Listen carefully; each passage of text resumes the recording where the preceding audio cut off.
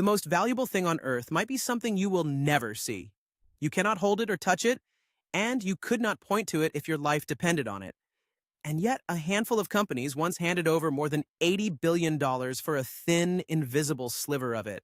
$80 billion in a single sale for the exclusive right to use a patch of something that is quite literally made of nothing you can see. No land changed hands, no gold, no building or factory or machine you could photograph. What they bought was permission to use an invisible band of something that surrounds every one of us at this very moment, silent and everywhere and completely unseen. That invisible something has a name. It is called the radio spectrum, and whether you realize it or not, your entire modern life is riding on top of it right now. So let me walk you through what it actually is, why it is worth more than most gold mines, and why the fight to control it has quietly become one of the biggest money games on the planet. Start with the thing itself. Every time your phone loads a page, every time a song streams into your headphones, every time your key fob beeps at your car or a plane talks to a control tower, invisible waves are flying through the air to carry that information. Radio waves. They are all around you, layered on top of each other, passing straight through your body as you sit here. Your Wi-Fi rides on them. Your phone signal rides on them. Television, radio, satellites, military radar, even the humble garage door opener. All of it rides on this same invisible ocean of waves. But here's the catch that makes the whole thing valuable. Those waves come in different frequencies, and each frequency is like a separate lane. If two powerful signals try to use the exact same lane in the same place at the same time, they smash into each other and both turn to useless noise.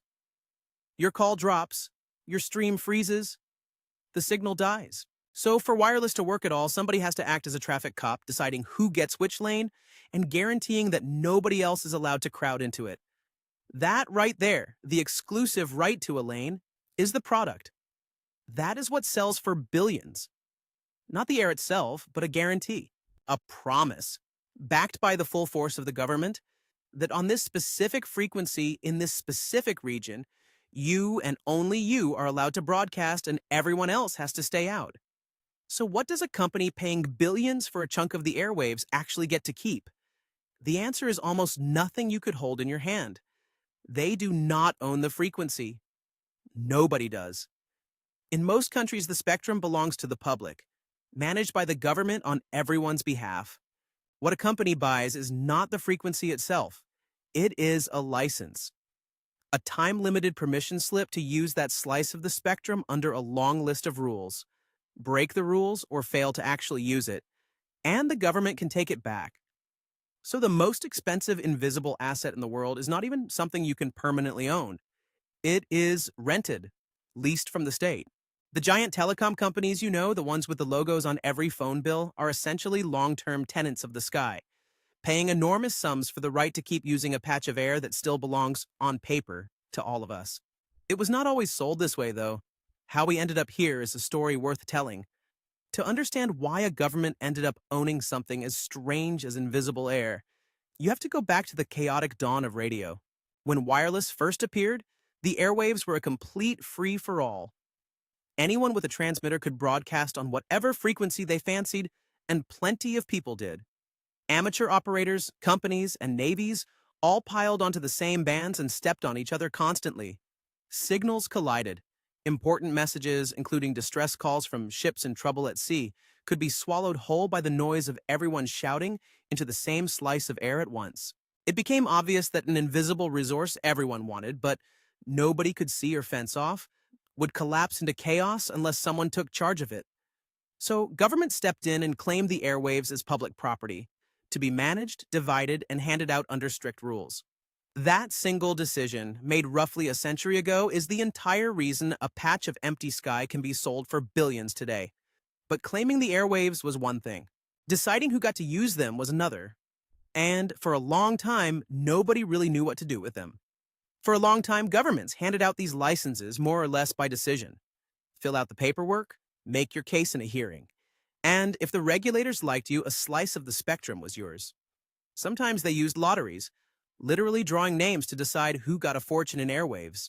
As you can imagine, that turned into a mess of lobbying, luck, and connections, with hugely valuable licenses handed to people who sometimes flipped them for a quick profit without ever building anything. A Nobel Prize-winning economist looked at this decades ago and pointed out the obvious. If these airwaves are so valuable, why are we giving them away for the price of a good argument? Why not let the market decide who values them most by making everyone bid? For years, the idea was treated as almost absurd. Sell the public airwaves to the highest bidder? It sounded like selling off the sky. Then, in the 1990s, America finally tried it. The government held its first real auction of the airwaves, and the result silenced the doubters fast. That very first sale pulled in several $100 million for licenses that used to be handed out almost for free. Suddenly, everyone understood what had been sitting in plain sight, or rather invisibly all around them. This unseen resource was worth a staggering fortune, and the government had been handing it out for next to nothing. From that point on, the auction became the machine. And once the machine started running, the numbers turned genuinely absurd. Over the following decades, one auction after another raised more and more. We are not talking about millions anymore. Across all of these sales, the airwaves have brought in well over $200 billion for the public treasury. Think about that. Hundreds of billions of dollars generated by selling temporary permission to use something nobody can see, touch, or even locate without special equipment. It became one of the most reliable ways a government could raise a mountain of cash without taxing anyone or digging anything out of the ground. And the crown jewel of them all was the sale that kicked off the age of faster mobile data. When the demand for 5G arrived, a particular band of mid-range spectrum became the single most wanted stretch of invisible real estate on Earth. The companies fighting over it knew that whoever controlled it would control the fastest, most reliable wireless service in the country for years to come. So they went to war with their checkbooks. When the dust settled, that one auction for one band of air had pulled in around $81 billion.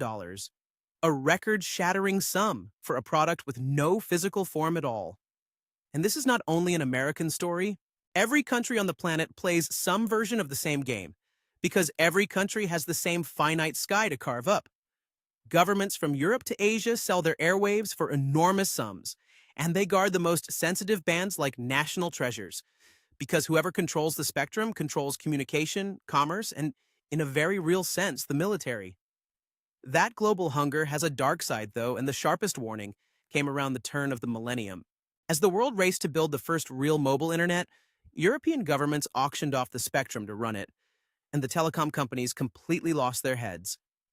Terrified of being left behind, they bid one another into a frenzy, and by the time the gavels fell, they had collectively promised well over $100 billion for invisible slices of air. The hangover was savage. Some of the biggest names in the industry stumbled out of those auctions buried under mountains of debt, their share prices gutted, spending years just clawing their way back out. They had paid a fortune for the future, and the bill very nearly broke them before that future had even arrived. The money is only half of what makes this strange. To really understand why this stuff is so precious, you have to understand that not all frequencies are created equal. The spectrum works a bit like beachfront property. Some frequencies are prime real estate and some are the middle of nowhere. Lower frequencies travel long distances and pass easily through walls, which makes them perfect for wide coverage. But there is only a tiny amount of that beachfront to go around. Higher frequencies can carry enormous amounts of data very fast, but they fade over short distances and struggle to get through solid objects. The sweet spot in the middle, the band that balances speed and reach, is exactly the kind of prime location everyone fights over. And just like beachfront land, they are not making any more of it. That scarcity creates a brutal problem. The best, most useful stretches of spectrum are already occupied. They are being used by television broadcasters, by satellite operators, by government and military systems that have sat there for decades. So when a country wants to free up a prime band for new mobile services, it cannot just conjure empty air out of nowhere. It has to clear the existing residents out first, and that means paying them, relocating their equipment, and untangling years of established use. Some of these clearing operations cost billions of dollars on their own before a single new signal is ever sent. Now put yourself in the shoes of a telecom company caught in this game. To stay competitive, you have to keep winning these auctions, which means taking on staggering amounts of debt to buy something you will never physically hold. A single license can end up being worth more than all the towers, cables, and equipment in your entire network combined. And there is a trap waiting at the bottom of it, because these licenses often come with a use it or lose it clause. Sit on your expensive slice of the sky without actually building a network on it, and the government can simply take it back. You can spend a fortune on the most valuable invisible asset on Earth, and then lose it for the crime of not using it fast enough. That is the tightrope. Fortunes have been made by companies that bet correctly on which invisible bands would matter most. And fortunes have been vaporized by companies that overpaid, took on too much debt, or grabbed spectrum they could never properly use, watching a multi-billion-dollar bet on thin air turn into a millstone around their neck. Step back far enough, and this quietly rewrites what wealth even means. We tend to think of valuable things as things we can see and touch. Land, gold, buildings, machines. But some of the most valuable property in the entire economy is a set of invisible lanes in the air that no company can truly own, that must be rented from the government, and that the whole digital world quietly depends on. Every video you stream, every call you make, every map that guides you home, all of it is traveling through a slice of spectrum that somebody paid a fortune to control. The signal bars in the corner of your screen are the visible tip of one of the most expensive invisible empires ever built. The next time your phone flashes full signal, remember what is actually happening. You are borrowing a sliver of an $80 billion patch of air, one that a giant company is renting from the government, in a market for something you will never see with your own eyes. The most futuristic real estate on the planet was here the entire time, floating all around us, waiting for the world to figure out it was worth more than gold. Right, before you go, if this changed the way you see those little signal bars on your phone, give the video a like. It is a small thing, but it genuinely pushes this out to more curious minds. I am genuinely curious about one thing. Right now, as you watch this, how many bars of signal have you actually got? Drop that number in the comments along with the country you are watching from, because I have a feeling the answers are going to be wildly different depending on which corner of the planet you are sitting in. And if peeling back the invisible systems that secretly run the modern world is the kind of thing you are into, go ahead and subscribe so the next one finds you. Appreciate you sticking around to the end, and I will be honest. I hope you never look at your phone the same way again.